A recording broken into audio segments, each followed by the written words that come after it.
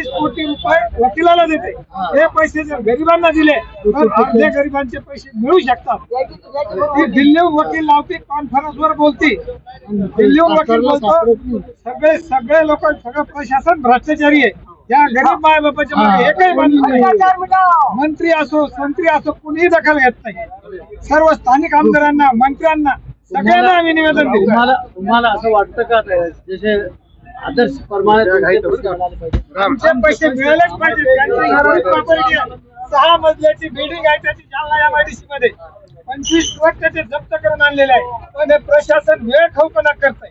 हे प्रशासन त्यांच्याकडून चिरीमिरी करतंय. गावात साहेब बीडला आले, असे एसपी आले म्हणजे ते अर्चना कुठची गच्ची धरून आणली, त्यांना धावत आणला ना, अर्चना सापडत नाही.